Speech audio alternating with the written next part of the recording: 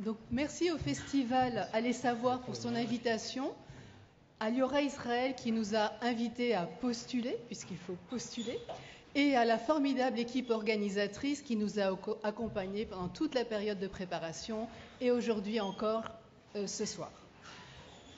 L'Oulipo, depuis 1960, explore les potentialités de la langue en se dotant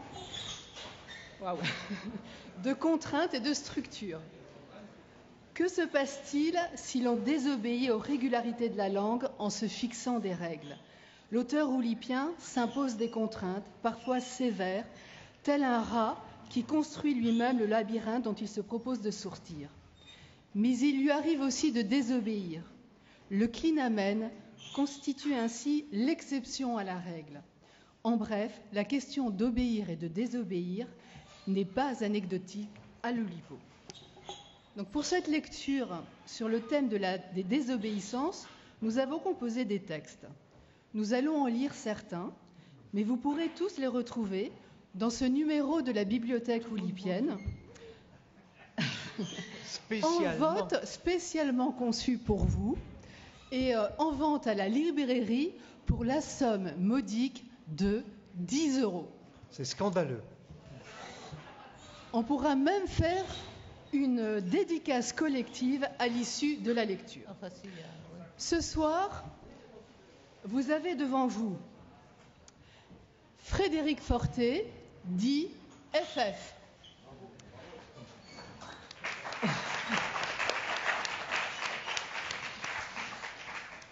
Michel Audin, dite Emma.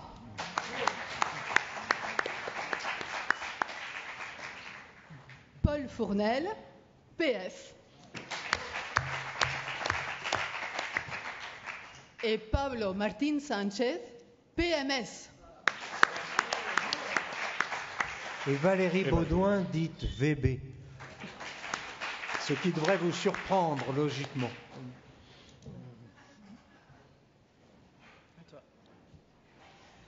Le texte que je vais vous lire répond à la contrainte « à supposer que », qui est une contrainte créée par Jacques Jouet. Il s'agit de textes à démarreur, le démarreur étant « à supposer que ». Chaque démarreur doit être suivi d'une phrase d'au moins 1000 signes sans point. L'essentiel de l'ouvrage étant de creuser un objet ou un sujet. À supposer qu'on me demande ce que c'est que désobéir, j'obéirai en répondant que désobéir, c'est refuser, ne pas vouloir se soumettre à un ordre ou à une demande, mais que ce n'est pas pour autant refuser pour refuser, car désobéir, c'est en fait obéir à une autre injonction qu'on considère comme supérieure ou à un désir qu'on ressent comme plus impérieux. Peut-on en déduire pour autant que la désobéissance en tant que telle n'existe pas et qu'elle est toujours une autre obéissance ? À supposer qu'on admette que désobéir est obéir à autre chose, cette autre chose peut ne pas être le contraire simple de la chose interdite. La désobéissance à une chose peut cacher le désir de désobéir à une autre. Elle peut être un déclencheur sournois qui cache les intentions et la nature réelle de la désobéissance, ce qui semblerait apporter la preuve de l'existence d'une désobéissance en soi. À supposer qu'on considère l'obéissance comme une solution de confort, obéir est alors forcément faire semblant. C'est simuler un acquiescement en échange d'une paix instantanée et éviter un automatique retour de bâton, ce qu'on peut aisément comprendre, tout en soulignant le côté poltron de l'attitude. Mais peut-on de cela déduire que désobéir est toujours plus grand qu'obéir et impliquer qu'il n'y aurait pas de grandes obéissances ? À supposer qu'on s'arrête un instant sur les formes de la désobéissance, elle peut être une tempête ou au contraire une passive douceur. Antigone ou Bartleby, cette gamme de désobéissance cache-t-elle une hiérarchie ? Est-elle la mesure de l'obéissance sous-jacente ? La désobéissance d'Antigone est impérieuse. Elle s'impose pour des motifs élevés de religion, de tradition et d'amour fraternel. Elle est un étendard brandi et menaçant pour celui qui réclame obéissance. Alors que dans le cas de Bartleby, le bruit est moins fort, puisque l'objet de la résistance n'est même pas formulé. Mais cette désobéissance en est-elle pour autant différente dans sa nature? I would prefer not to est-il vraiment différent de non? L'avantage de la position de Bartleby est qu'elle est si peu fondée en apparence et qu'on a pu lui attribuer tous les motifs. La décrire comme une stratégie de haute lutte contre le pouvoir en général, contre le capitalisme lui-même ou les bullshit jobs américains. Plus prosaïquement, selon les saisons, on l'a également qualifiée d'absurde. Et existe-t-il une désobéissance absurde qui renverrait son absurdité en miroir sur l'ordre donné, qui deviendrait à son tour absurde par la seule force du refus de lui obéir, ébranlant au passage tout le fondement de la punition? À supposer qu'on me demande à ce point ce qui peut empêcher de désobéir, je penserai aussitôt à cette fameuse punition qui colle à la peau de la désobéissance. On sait de tout temps que désobéir, c'est braver la punition. De ôter un voile en Iran, c'est risquer des coups de bâton. Garder son abaya au collège, c'est braver la mise à pied. Désobéir, c'est donc accepter implicitement la peine, même si on la refuse de toutes ses forces. Dans ce sens-là, peut-on penser que la désobéissance est toujours héroïque, que désobéir est toujours plus grand qu'obéir, comme les grands exemples le montrent? Spartacus, Robin des Bois, De Gaulle et tant d'autres qui nous laissent à nous demander s'il y a toujours dans la désobéissance une volonté d'entraîner, de faire modèle, une propagande selon laquelle la désobéissance serait forcément une aventure collective, même si elle est en germe. À supposer qu'on se pose la question de savoir s'il existe une désobéissance rigolote, comique, l'humour est-il un bel outil de désobéissance? À y réfléchir, l'humour semble mieux adapté à la résistance. Or, on ne doit pas confondre résister et désobéir, car on peut résister sans désobéir. L'humour en est une façon, mais il est aussi un habit qui ne fait pas le moine. Le village breton d'Astérix est drôle en apparence, mais son fond de désobéissance est bien celui de l'héroïsme, et le petit lecteur ne s'y trompe pas. À supposer qu'on me demande ce que cherche un enfant dans la désobéissance, je répondrai qu'à l'évidence, il cherche le bord du bon plaisir, en même temps qu'il explore le monde houleux de la liberté, donnant parfois l'impression que sa désobéissance est désespérée et sans fond, et qu'il finit souvent par désobéir pour désobéir. Peut-on penser alors qu'il existe une forme d'obéissance secrète qui forcerait à toujours désobéir, obéir toujours à la désobéissance en quelque sorte? Désobéir peut-il être plus fort que soi? Peut-on désobéir sans raison, juste pour le fait de désobéir? Dans ce cas, y a-t-il une obéissance inconsciente, un lieu mystérieux où la raison n'aurait aucune place, un lieu malade? À supposer qu'on me pose la question, je concéderai volontiers qu'au cours de ces à supposer, j'ai désobéi au moins 5 fois à la règle telle qu'elle est établie par Jacques Jouet. Pour quelle raison? Sans doute parce que je suis porté à la désobéissance et que je ne m'autorise à ne pas obéir à la règle telle qu'elle était définie. Mais je plaiderais plutôt qu'on peut considérer cet écart comme un clinamen oulipien. Ce clinamen qui est le petit désordre qu'on ajoute à la contrainte pour y mettre du jeu, comme une force mystérieuse mais docile. Dès lors, doit-on considérer le clinamen comme une désobéissance ou comme une expérience? Car, en fin de compte, désobéir, n'est-ce pas toujours tâter le terrain?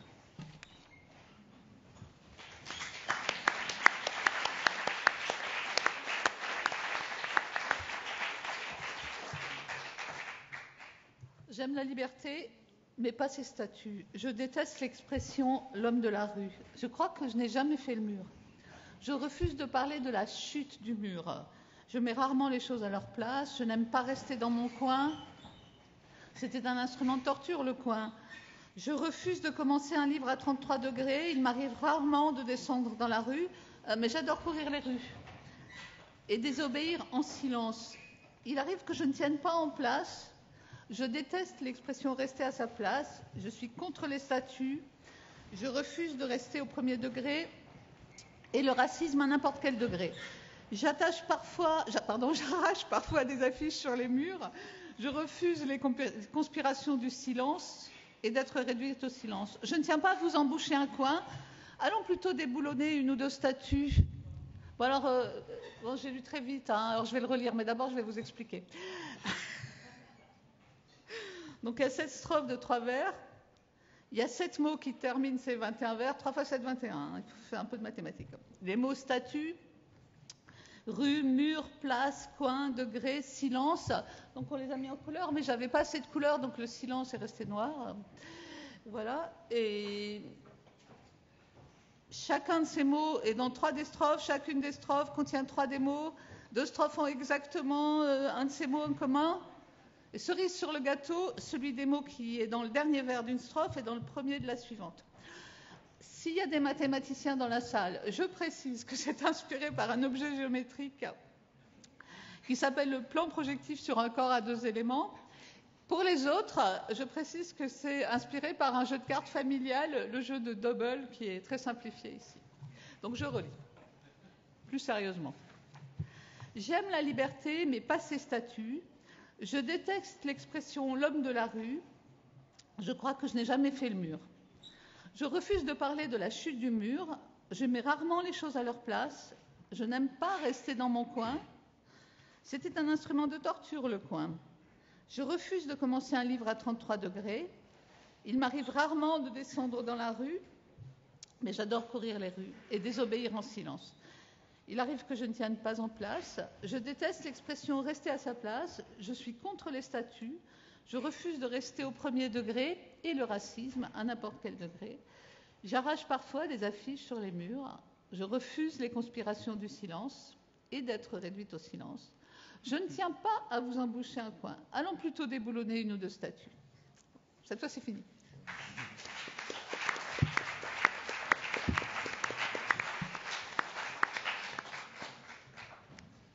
Bonsoir, je vais lire un texte de Yann Mank. Malheureusement, il n'a pas pu venir pour cause de soucis de santé. C'est dommage pour vous parce que c'est bien d'entendre Yann Mank lire son propre texte. Mais bon. Obéir, désobéir.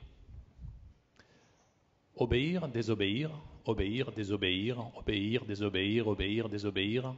Obéir, c'est sucer le sein maternel régulièrement et goulûment. Désobéir, c'est le faire plusieurs fois chaque nuit pendant quelques minutes seulement, avant de repiquer un petit somme. Obéir, c'est suivre le doigt de sa maman qui passe de droite à gauche, de gauche à droite, l'air béat. Désobéir, c'est gueuler d'une colère vaine de frustration dans son petit lit. Obéir, c'est dire « oui maman chérie, oui papa » pour gagner un bisou, éviter une claque. Désobéir, c'est casser un truc exprès, un verre à pied par exemple, un joli vase, peu importe, pour gagner une claque, puis un bisou baveux par la suite en guise de réconciliation. Obéir, c'est donner sa main à sa maman chérie, parmi d'autres adultes plus ou moins chéris, plus ou moins détestés, ou surtout craints dans la rue, pour ne pas se faire écraser dans les magasins, pour ne pas faire une scène pas possible.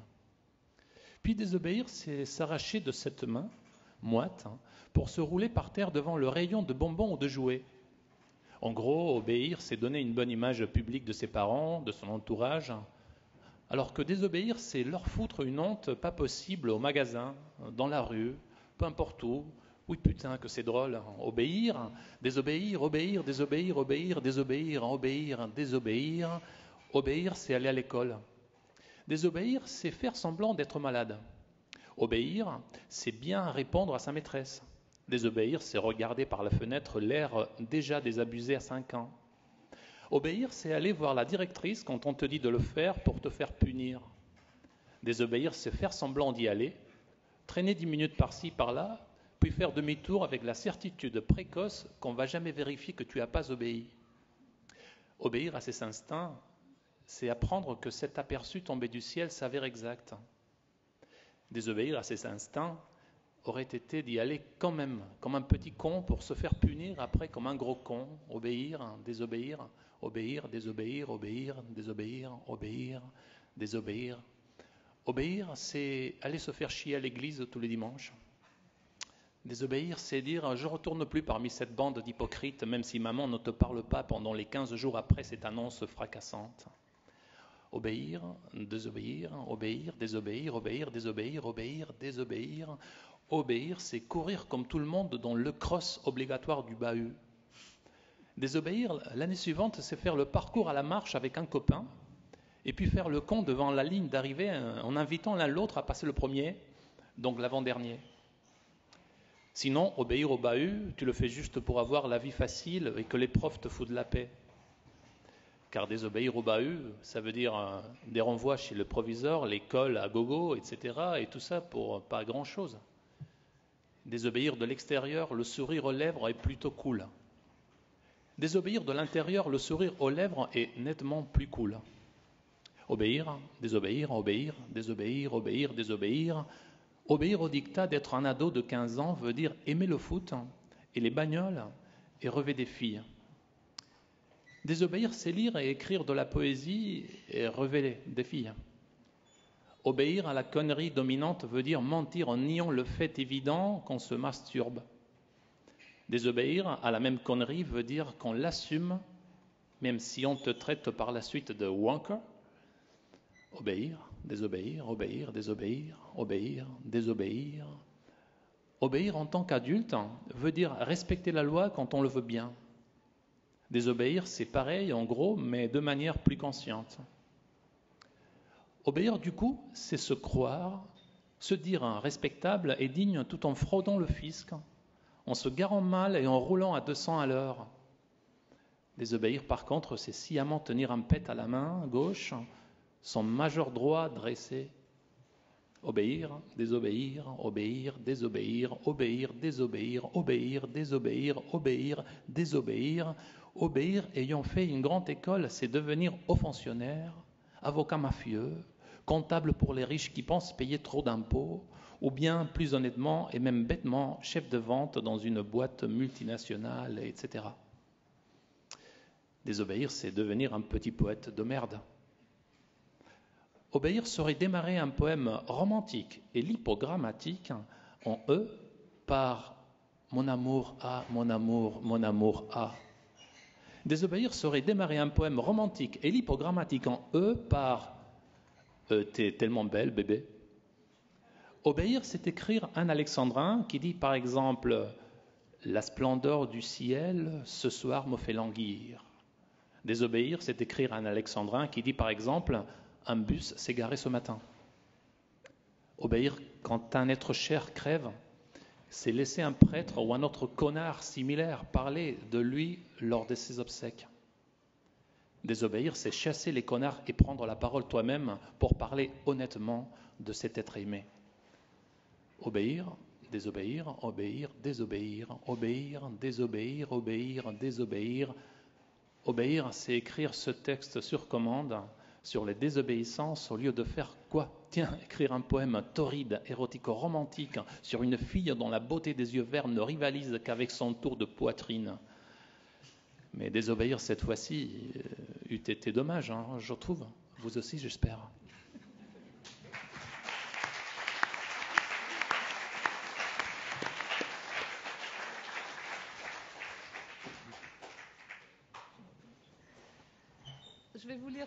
Je vais vous lire un extrait du premier chapitre du roman dont on voit le titre projeté, là, qui est un roman d'Italo Calvino, qui a été membre de l'Oulipo.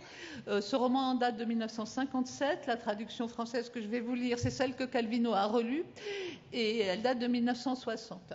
Donc c'est ça que je vais vous lire. J'ai coupé pas mal, excusez-moi, mais bon, on n'a pas le temps. C'est le 15 juin 1767 que, comme l'averse du rondeau, mon frère s'assit au milieu de nous pour la dernière fois. Je m'en souviens comme si c'était d'hier. Nous étions dans la salle à manger de notre villa d'Ombreuse. Les fenêtres encadraient les branches touffues de la grandiose, c'est un chêne, de la grandiose du parc. Il était midi. Je me rappelle que le vent soufflait, qu'il venait de la mer, c'est pas comme ici, qu'il venait de la mer et que les feuilles bougeaient. J'ai déjà dit que je n'en voulais pas. Et je répète que je n'en veux pas, fit comme en écartant le plat d'escargot. On n'avait jamais vu des obéissances plus graves. Com était âgé de 12 ans et moi de 8. Depuis quelques mois seulement, nous avions été admis à la table de nos parents. Notre père et notre mère ne nous quittaient pas des yeux. Serre-toi de ta fourchette et de ton couteau pour le poulet. Tiens-toi droit, ôte tes coudes de la table. Ça n'arrêtait pas.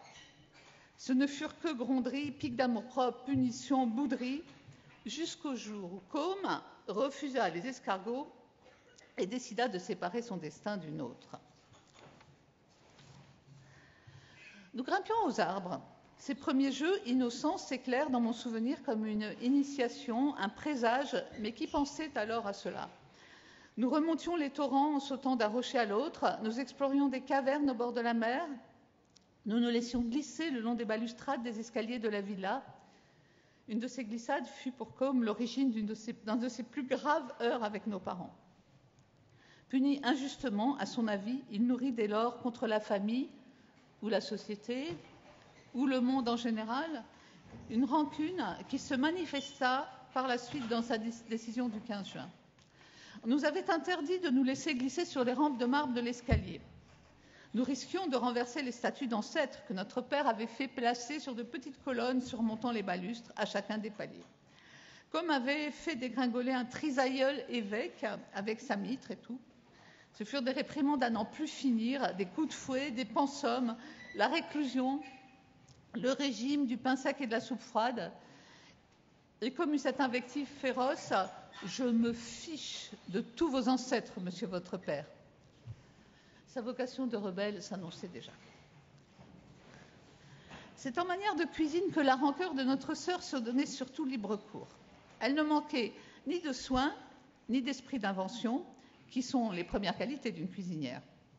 Mais on ne savait jamais quelle surprise pouvait bien nous attendre à table dès qu'elle décidait de mettre la main à la pâte.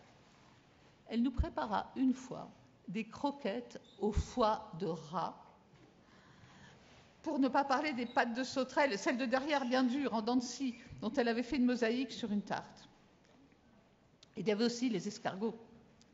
Baptiste, c'est la sœur, Baptiste était parvenue à décapiter je ne sais combien d'escargots, et elle avait piqué ses têtes molles de petits chevaux avec un cure-dent, je pense, sur autant de beignets. Quand on les servit à table, on crut voir une troupe de cygnes minuscules. La fréquence avec laquelle les escargots inspiraient la macabre imagination de notre sœur nous poussa, mon frère et moi, à une révolte faite de solidarité avec ces pauvres bêtes torturées. Il ne faut pas s'étonner si ce fut là l'origine du geste prémédité de Côme et de ce qui s'ensuivit. Nous avions échafaudé un plan. On mettait les bestioles à la cave dans un tonneau où elles jeûnaient tout en avalant du son qui les purgeait. En déplaçant le couvercle du tonneau, on apercevait une sorte d'enfer. Les escargots remontaient les longailles avec une lenteur annonçant déjà l'agonie. Parmi des restes de son et d'estries où se mêlaient grumeaux de bave et excréments colorés, souvenir du bon temps passé au plein air parmi les herbes. Nous pratiquâmes un trou dans le fond du tonneau. En partant de là, nous traçâmes ensuite avec des brins d'herbe imbibés de miel une route aussi praticable que possible. Il s'agissait d'inciter les escargots à fuir jusqu'à une petite fenêtre donnant sur un massif inculte et broussailleux. Le lendemain, nous descendîmes dans la cave pour contrôler la réussite de notre plan. Nous inspectâmes les murs et les couloirs à la lueur d'une bougie. Il y en a un ici, un autre là. Déjà, une file assez serrée d'escargots courait sur le sol et les murs tout le long de notre piste jusqu'à la petite fenêtre. Bon, évidemment, on s'en aperçoit. On découvrit le trou pratiqué dans le fond du tonneau et on comprit immédiatement qui l'avait fait. Notre père vint nous chercher au lit, armé du fouet du cocher.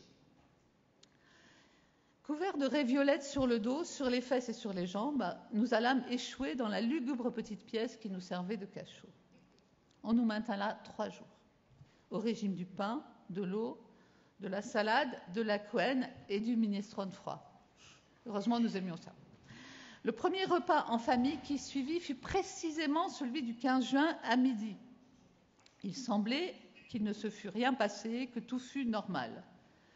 Mais qu'avait préparé notre sœur Baptiste, surintendante de la cuisine? Un potage à l'escargot, suivi d'une entrée d'escargot.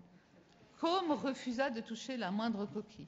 « Vous allez manger ou vous retournerez tout de suite au cachot !» Moi, je cédai et commençai d'avaler les mollusques.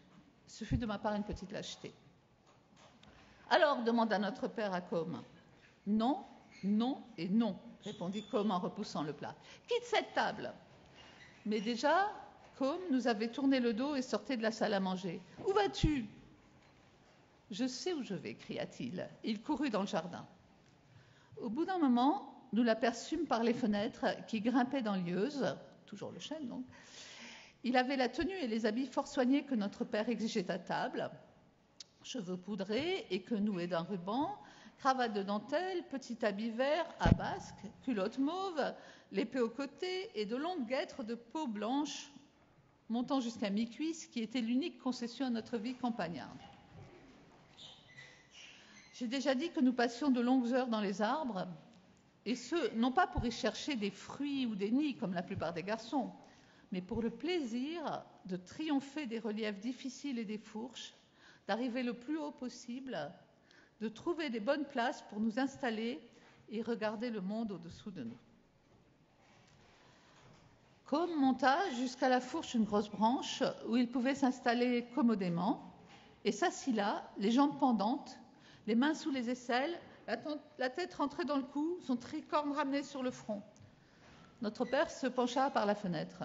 « Quand tu seras fatigué de rester là, tu changeras d'avis, cria-t-il. »« Je ne changerai jamais d'avis, répondit mon frère du haut de sa branche. Je te ferai voir, moi, quand tu descendras. Oui, mais moi, je ne descendrai pas. Ainsi parla Com, et il tint parole.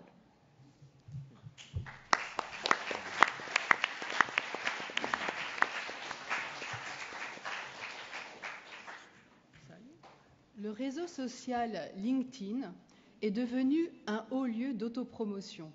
Chacun et chacune obéit à l'injonction d'être entrepreneur de soi-même et en particulier entrepreneur de sa notoriété. Chacun et chacune met en scène ses performances. Ce sont encore des humains qui écrivent les phrases, mais celles-ci pourraient être produites par des machines tant les motifs sont similaires. Les phrases que je vais lire ont été anonymisées, X pour des personnes, Y pour des organisations, Z pour des publications, D pour des dates et W pour le reste. Comme je ne sais pas lire les emojis, émoticônes et autres smileys, je les ai affichés à l'écran et vous pourrez, au fur et à mesure, imaginer où ils étaient placés. Se conformer. Je suis heureuse de partager avec vous ce joli texte de notre étudiante X qui a remporté le prix spécial du jury. Nous sommes ravis d'annoncer notre partenariat avec la banque Y pour accompagner toutes les W françaises dans leur transformation.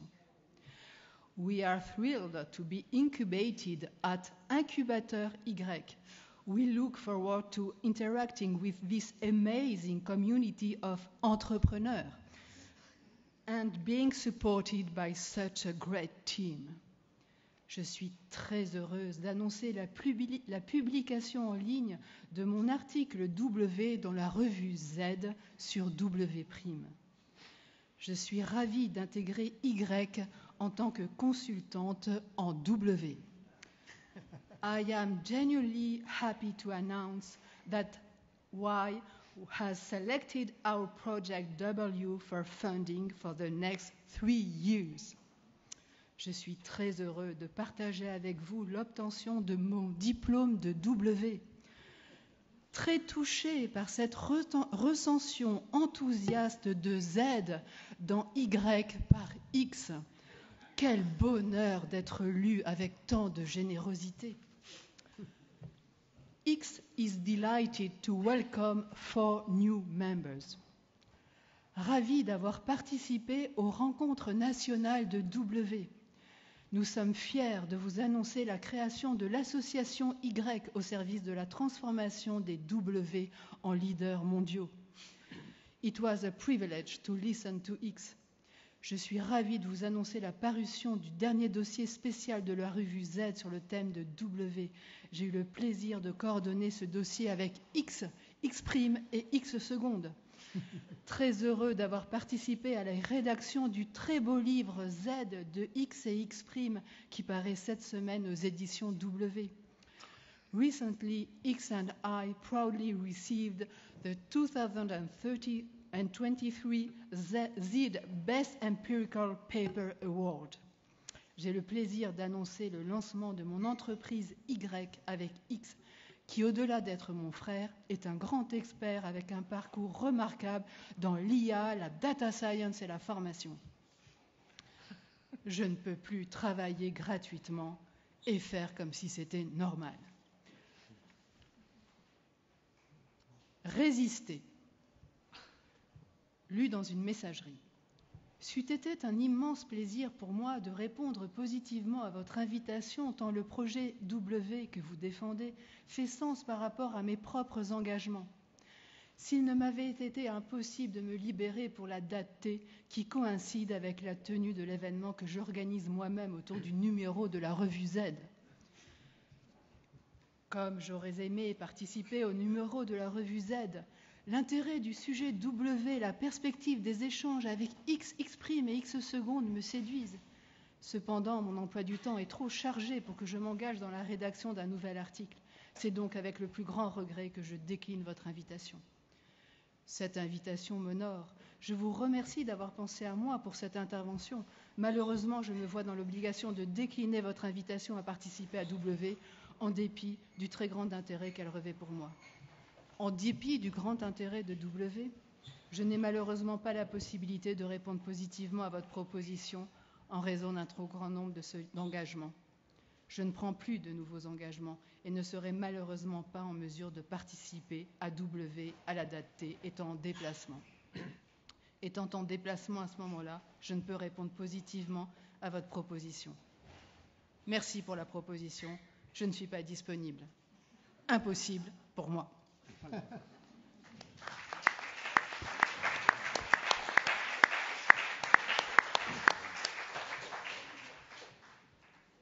Je voudrais vous lire une nouvelle d'un recueil thématique qui s'appelle « Les petites filles respirent le même air que nous » et dont le thème est donc les petites filles. La porte de la salle de bain tourne à toute volée et claque. Le verre à dents sur la tablette au-dessus du miroir tremble, vacille et bascule. La brosse à dents rebondit dans le lavabo et le verre éclate sur le carrelage. Clémentine s'enfonce l'index dans la bouche, fait une grimace, piétine les débris, elle ressort le doigt, regarde. Une goutte de sang perle sous l'ongle retourné par la porte. Elle fait couler un filet d'eau froide, le sang goutte dans le lavabo et se dilue. Sans se retourner, Clémentine crochette de la pointe du pied droit le banc sur lequel elle se perche pour hausser son visage au niveau du miroir. Elle monte dessus. Les éclats de verre crissent sous les pieds de bois. Elle appuie les cuisses sur le bord du lavabo et approche le nez à 2 cm à peine de la glace. Les soquettes de ce matin étaient de trop. Voilà tout. Et le col rond bien blanc par-dessus le pull bleu aussi, et les nattes et les plis de la jupe, et les mocassins plats et le cartable. On patiente 1 an, 2 ans, 7 ans, 8 ans, et on explose, même quand on est gentil sans effort, et douce sans le faire exprès. Elle prend entre le pouce et le majeur, l'index restera tendu jusqu'à ce que le sang s'arrête de couler. La minuscule petite brosse, comme elle l'a vu faire à sa mère, elle crache sur la barrette de rimel sertie dans la boîte en plastique, frotte la brosse pour bien l'enduire et se noircit les cils.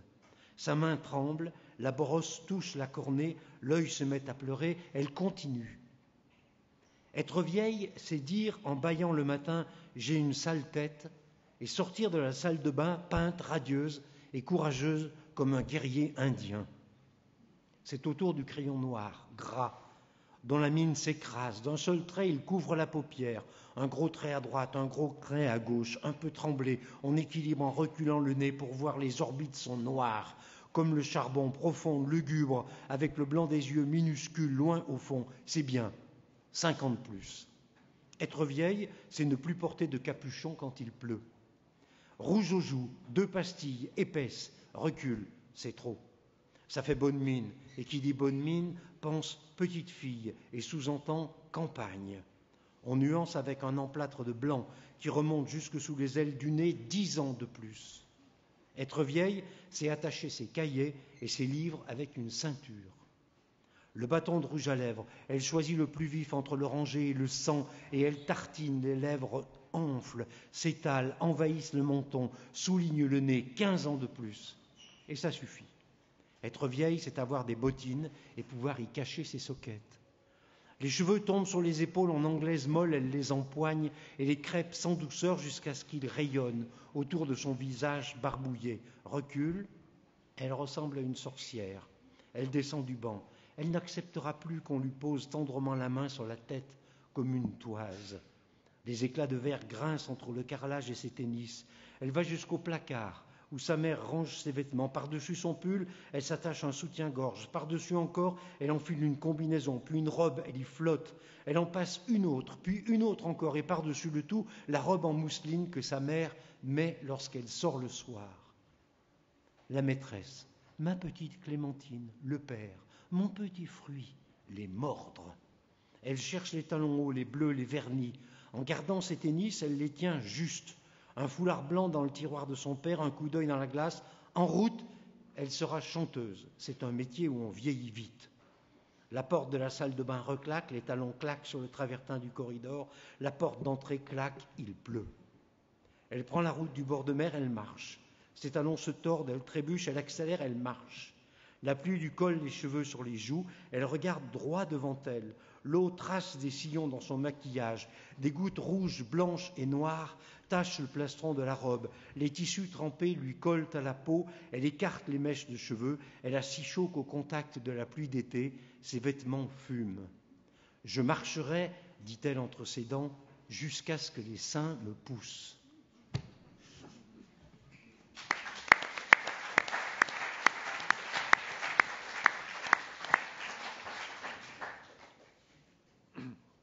Maintenant, je vais vous lire un texte que j'ai intitulé « Désobéissance », où j'ai essayé de désobéir de 10 façons différentes à un sonnet de Ronsard bien connu. Je ferai ça en 2 parties, avec une sorte d'interlude. Donc je vous lis d'abord le sonnet de Ronsard, au cas où il y aurait des gens qui ne le connaissent pas. « Quand vous serez bien vieille, au soir à la chandelle, assise auprès du feu, dévidant et filant, dirait, chantant mes vers en vous émerveillant, Ronsard me célébrait du temps que j'étais belle. Lors, vous n'aurez servante, voyant telle nouvelle, déjà sous le labeur à demi sommeillant, qui au bruit de mon nom ne s'aille réveillant, bénissant votre nom de louange immortelle. Je serai sous la terre et fantôme sans eau. Par les ombres myrteux, je prendrai mon repos. Vous serez au foyer une vieille accroupie, regrettant mon amour et votre fier dédain. Vivez, si m'en croyez, n'attendez à demain, cueillez dès aujourd'hui les roses de la vie. » Pierre de Ronsard, sonnet pour Hélène, 1578.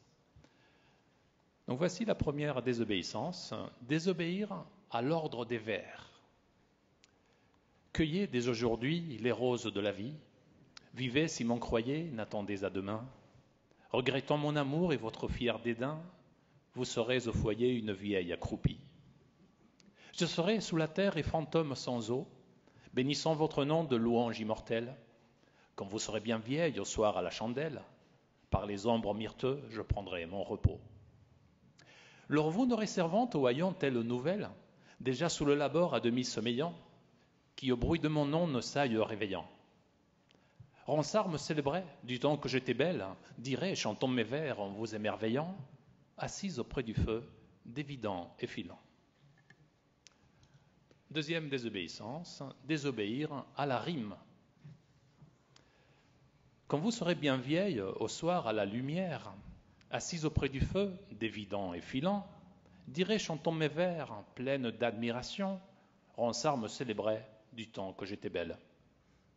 Lors vous n'aurez servante au haillon pareille histoire, déjà sous le labeur à demi somnolente, qui au bruit de mon nom un brin ne se réveille, bénissant votre nom de louange immuable.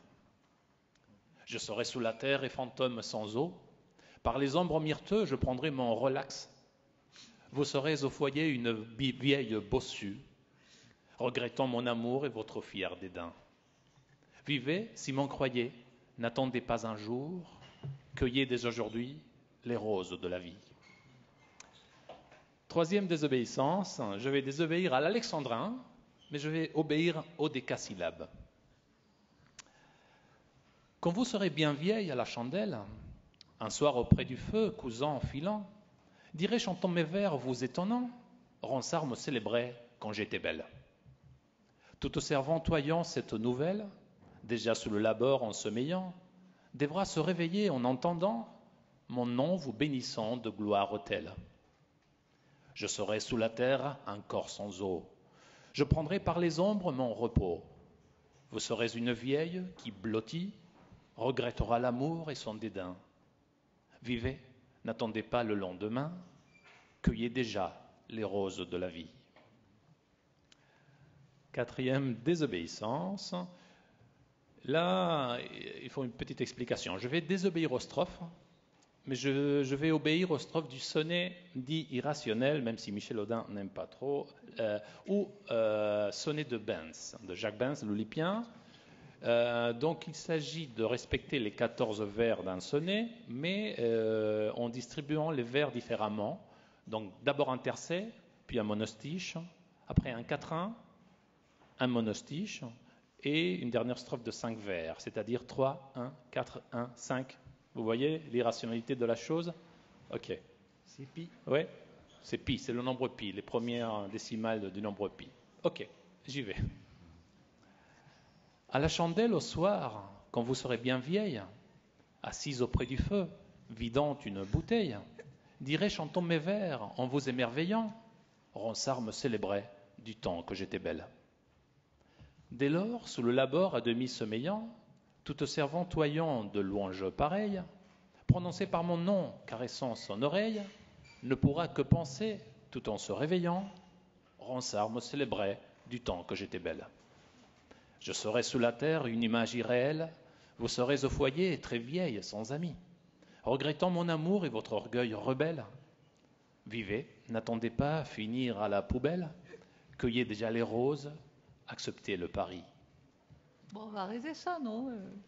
Voilà, je vais vous lire un texte qui a été écrit pour vous par Daniel Levin-Becker, qui n'est pas là ce soir, mais bon, qui est quand même un Olympien secrétaire définitivement, provisoirement définitif, je ne sais plus, de l'Oulipo.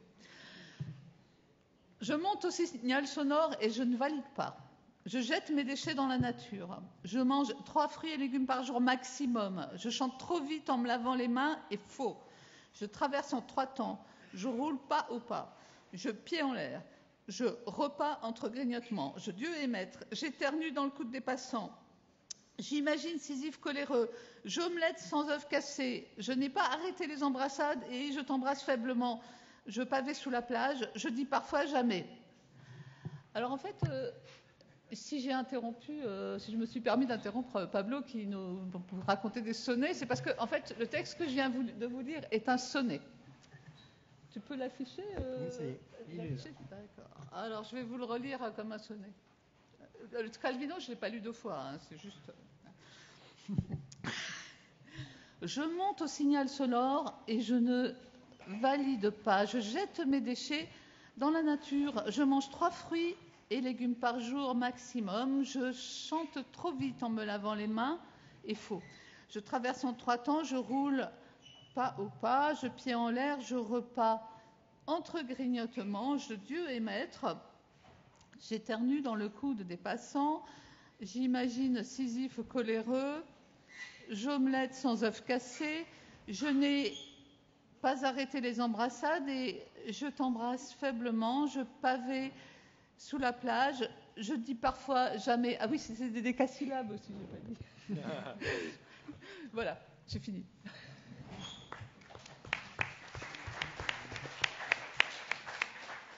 Bon, après cette interruption insolente de Michel Audin, je vais continuer avec... Et de Daniel Levin-Becker. Et de Daniel, exactement. Je continue à désobéir à le sonnet de Ronsard.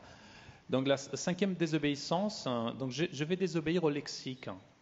Mais pour désobéir au lexique, je ferai une sorte de S plus 7. Donc le S plus 7, c'est une contrainte inventée par Luc Etienne. Jean Lescure. Jean Lescure, pardon. Par Jean Lescure. Lors de la 3e réunion de l'Oulipo, en février 1961, Bon, et il s'agit de chercher les substantifs d'un texte et les remplacer par, en principe, un 7e substantif dans un dictionnaire donné. D'accord ? Mais là, comme c'est un sonnet, et j'ai fait une version, j'ai fait un S+3/1, fonctionnel. C'est-à-dire qu'il faut remplacer les substantifs par des substantifs qui puissent bien marcher dans le sonnet, dans le même nombre de syllabes, et à la fin de vers avec la même rime. D'accord ? Bon, vous allez voir. Et donc j'ai utilisé le nouveau Petit Robert, édition 1993. Quand vous serez bien vieille, au solde, à la chapelle, assise auprès du fez, dévidant et filant, dirai chantant mes vieux, en vous émerveillant, Ronsard me célébrait du thé que j'étais belle. Leur vous n'aurez serviette, voyant tel officiel, déjà sous le labo à demi sommeillant, qui au bug de mon nu ne saille réveillant, bénissant votre nu de louaux immortels. Je serai sous la teuf, effardage sans peau, par les omniums myrteux je prendrai mon réseau, vous serez au fragon une vigne accroupie, regrettant mon ampleur et votre fière demain. Vivez si m'en croyez, n'attendez à demain, cueillez dès aujourd'hui les rosiers de l'ami. 6e désobéissance, désobéir à l'ordre des mots. Au soir serez-vous quand, vieille à la bien chandelle, du feu assise auprès, filant et dévidant, mais vous chantant direz en vers émerveillants, tendu me célébrait Ronsard que j'étais belle. N'aurez-vous leur nouvelle, oyant servante telle, sous des mille déjà à la beurre semmeillant, qui saille de mon bruit au nom ne réveillant, de votre bénissant nom louange immortel. Sous la terre fantôme, et serai-je sans eau, les ombres je prendrai par mon myrteux repos, vieille vous au foyer serez une accroupie, fier amour votre mont et regrettant dédain. Si m'attendez vivez à n'en croyez demain, dès aujourd'hui de là, cueillez les roses vies. Je continue. 7e désobéissance, je désobéis à l'ordre des lettres dans chaque mot. Donc s'ouvre bien Yève, au rois à la nage d'elle, c'est ce préso du feu, idvédan et l'ifant, redit en chant ses rêves, en s'ouvre l'irvellement, Saron me labretec du stand que j'y étais belle. Rol souve norès vrestan, ayant l'aide le vounel, j'adais sous le relab à me dit mes moellans, qui autrui de non mon siaille veillerant, nans bistevrot mon et goula normitel. Je rosais sous l'arerte et modfan nasso, rapselbrom trimeux, je reprends mon perso. Sauvrezé au yoref une yève upcratie, tertergan mon rouen et vertor yefedin. Zivef is mon royex, nandatets amédin, ceci est aujourd'hui, c'est le sort et de la vie. Bon, 8e désobéissance, je désobéis à l'époque.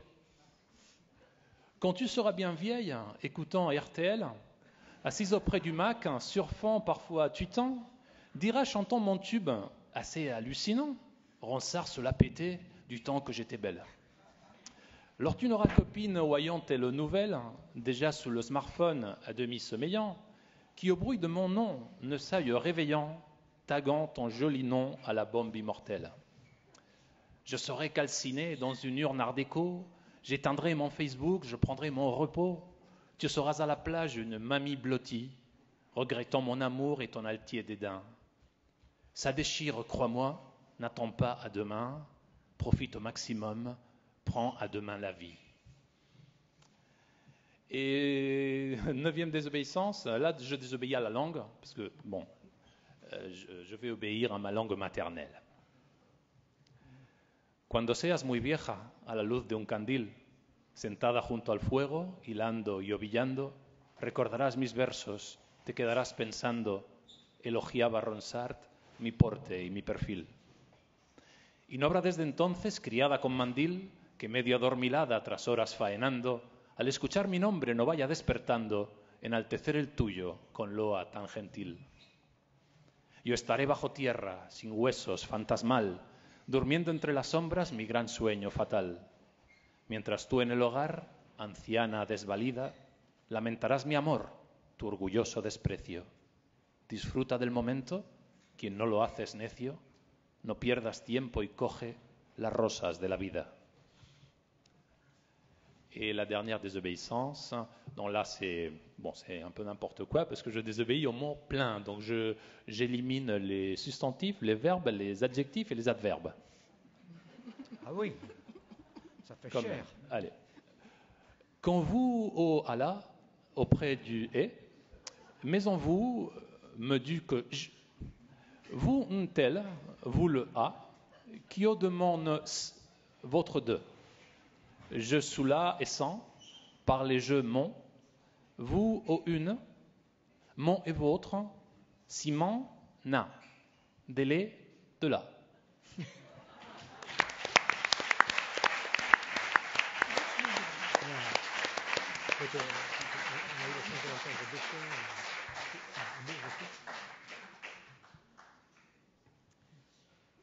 Pour un oui, pour un non. Le texte que je vais vous lire est une morale élémentaire et je vais expliquer un petit peu comment fonctionne la forme.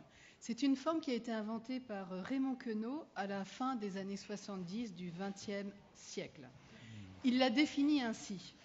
D'abord, trois fois, 3 plus 1, groupe, substantif plus adjectif, avec quelques répétitions, rimes, allitérations, écho ad libitum.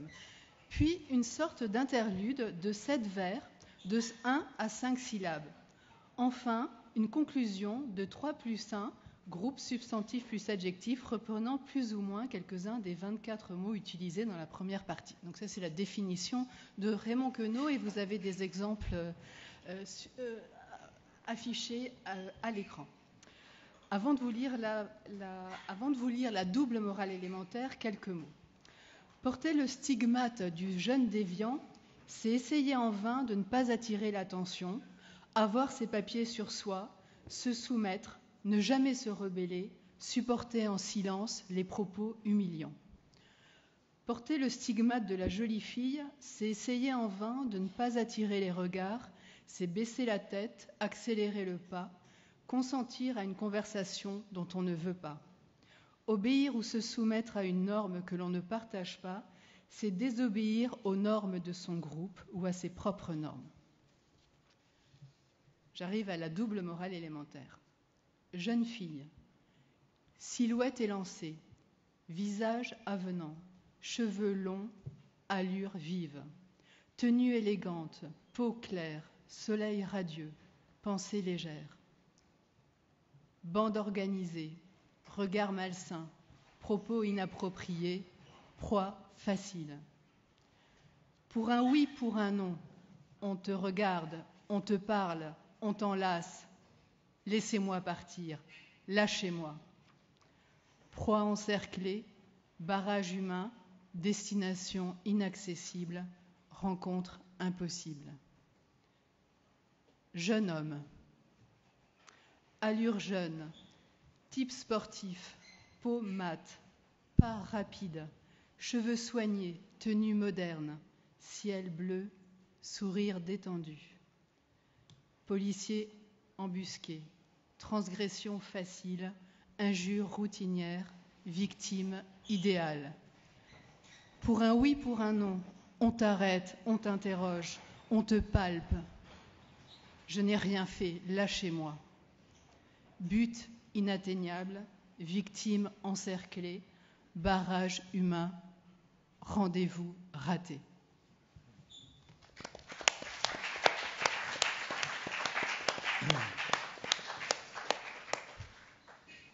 Henry David Thoreau a écrit La désobéissance civile. John Cage aimait beaucoup Henry David Thoreau. J'ai pris La désobéissance civile dans l'édition qui vient de paraître chez Alia, traduite par Stéphane Thomas, et j'ai appliqué la méthode de John Cage dite des mésostiches, où il traverse un texte en ne prenant que les mots qui contiennent un mot qu'il a choisi, qui contiennent les lettres d'un mot qu'il a choisi. Là, j'ai choisi le mot désobéissance. Et il s'autorise bien sûr quelques mots autour de ces mots-là, mais donc on traverse le texte comme ça et on a une réduction assez importante du texte de départ. Donc désobéissance, à la façon de John Cage. Ne gouverne pas du tout, et les hommes seront fusils de bois. Et si les uns jamais s'en servirent pour de bon, vrai, ils se briseraient à coup sûr. Mais il n'en est pas moins nécessaire, car le peuple doit disposer de telle ou telle machinerie compliquée pour satisfaire l'idée qu'il se fait du gouvernement, de caoutchouc rebondir sur les obstacles continuellement sur leur chemin.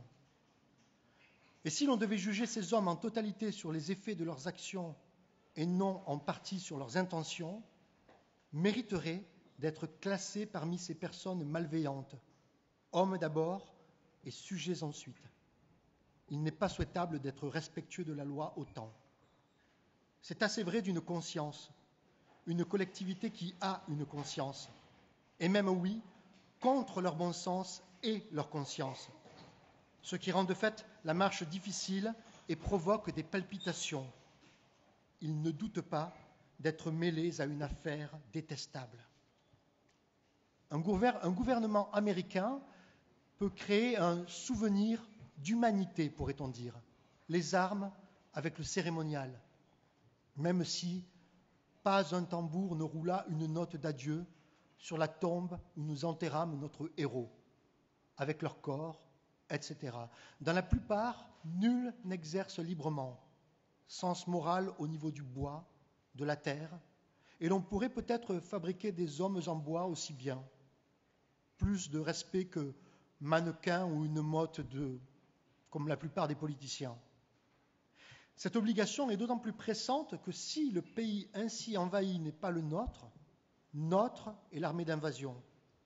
Le gouvernement civil ramène à ce principe admis. La légitimité de chaque cas particulier de résistance se réduit à une estimation de la quantité de danger. Bon voyage. On compte 999 de vertus pour un homme vertueux, mais il est plus facile de traiter avec une qu'avec son gardien. Il n'est pas pour moi d'une importance vitale que la justice l'emporte. La majorité votera l'abolition de l'esclavage par indifférence à l'esclavage à abolir par son vote. Les membres de cette majorité deviendront alors candidates à la composée d'eux et d'eux. Mais me dis-je, quelle incidence sur l'homme, au monde en bon état avant même d'avoir, de constituer un fonds pour soutenir les veuves. Quelqu'un qui ne se risque à vivre qu'avec la compagnie qui lui a promis l'éradication de quelque mal, même tout d'occupation. Mais il est du devoir de chacun de s'en laver les mains. Et si l'on n'y accorde plus d'attention, au moins m'assurer d'abord que je ne les poursuis pas assis sur les épaules d'autrui. D'abord pour qu'ils puissent, entendu de concorde, affirmer « Je voudrais bien qu'on me mobilise pour aider à réprimer une insurrection ». On rougit d'abord. Le péché devient pour ainsi dire amoral et pas tout à fait inutile à la vie. À coup sûr, ces plus sont donc fréquemment les plus.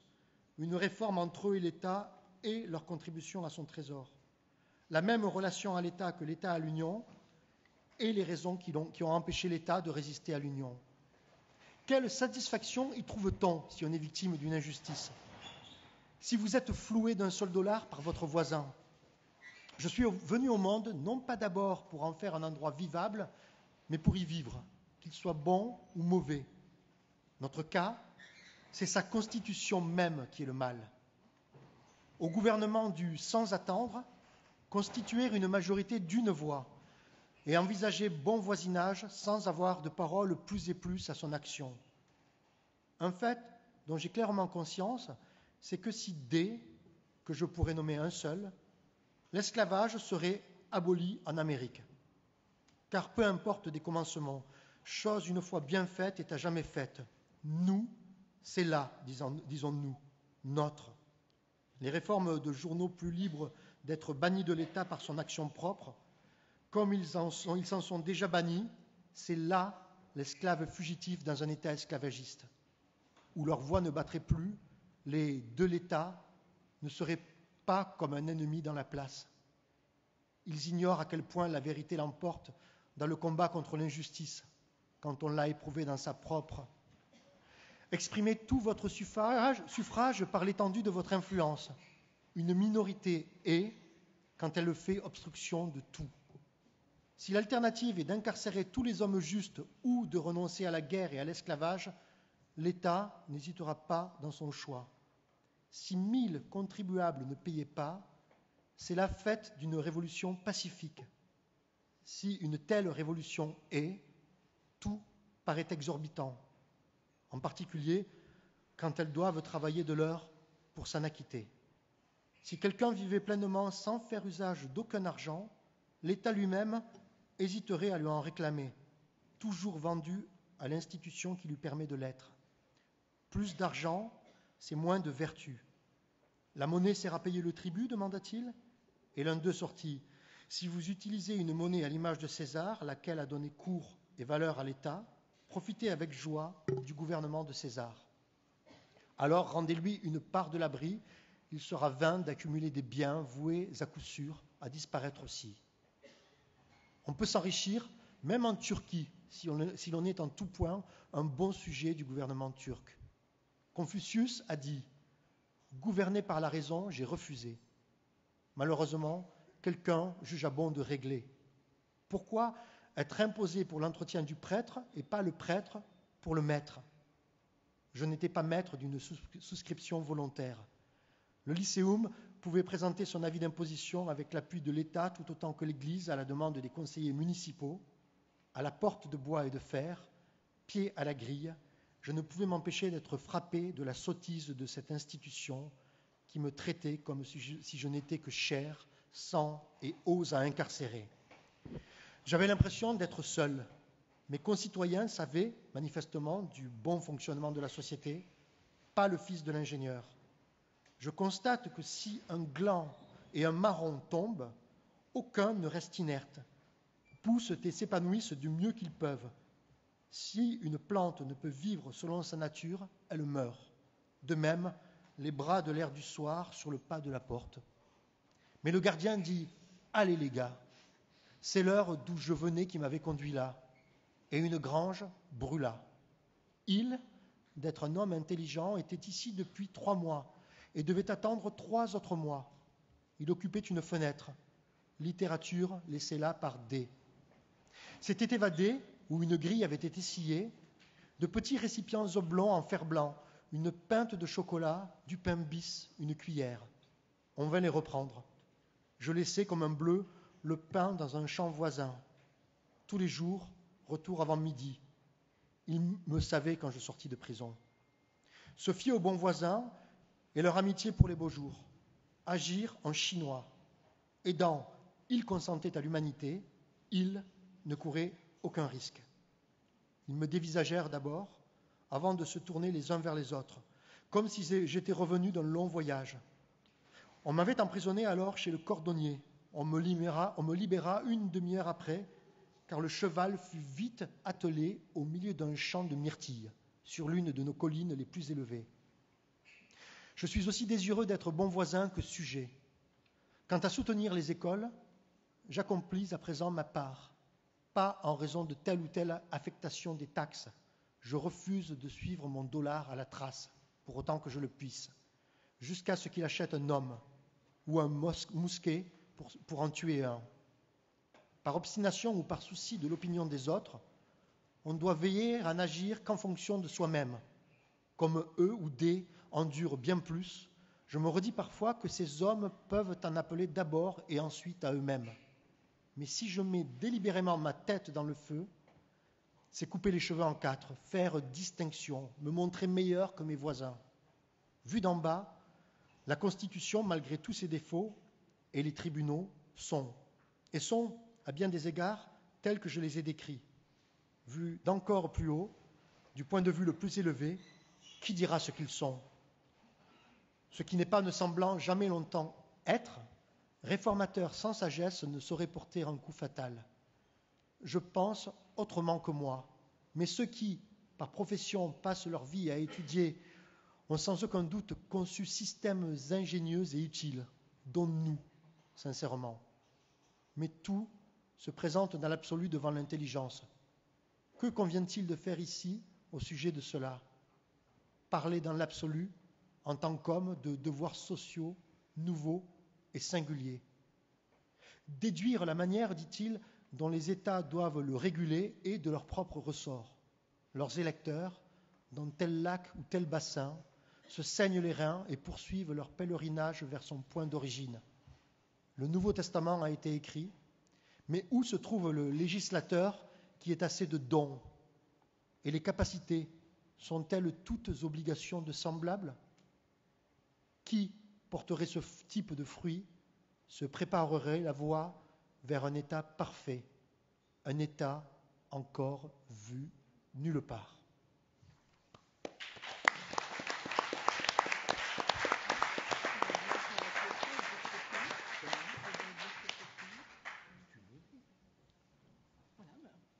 C'est fini. C'est fini.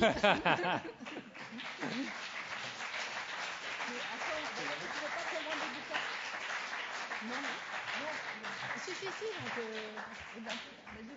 j'ai déjà dit. Voilà, donc la lecture est finie. Et si vous voulez, on peut échanger si vous avez des questions ou envie de réagir. Et sinon, voilà. Vous pouvez acheter... il y a des textes qu'on n'a pas lus. Il y a 8 membres de l'Oulipo qui ont participé, mais qui ne pouvaient pas être tous là aujourd'hui. Il y a une question là-bas. Oui.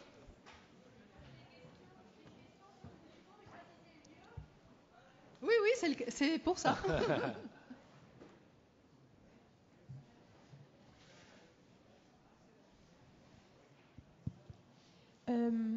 Vous avez combien de règles comme ça, comme celles qui ont été utilisées pour créer les poèmes que vous nous avez partagés? Trop pour qu'on puisse les énumérer ici, mais sachant que l'Oulipo a été créé en novembre 1960, qu'il y a eu une réunion par mois depuis cette date et qu'il y a au moins une création, une proposition. Alors il y a des variations, mais des choses nouvelles à chaque réunion. Ça fait beaucoup. Regardez sur le site oulipo.net. Vous verrez, il y a marqué contraintes. Vous aurez toute la liste pas tout, par ordre alphabétique, Non, presque c'est une tout. vieille liste. Les vieilles contraintes, en tout cas. Il y a de quoi s'occuper quelques soirées d'hiver. Merci à vous. Et puis, s'il n'y a pas d'autres... Il y a d'autres questions? Le micro est dans la salle. Si quelqu'un veut poser, intervenir ou quoi que ce soit, n'hésitez pas. Ou tenter une forme de désobéissance à l'oral, peut-être. On ne vous voit pas, c'est pour ça qu'on a un problème. Ouais, on a la lumière dans les si vous yeux. avez des questions, on a peut-être des réponses. Allez savoir. Enfin, on peut essayer. Hein. Bon. Bon, bonne nuit. Merci. Merci.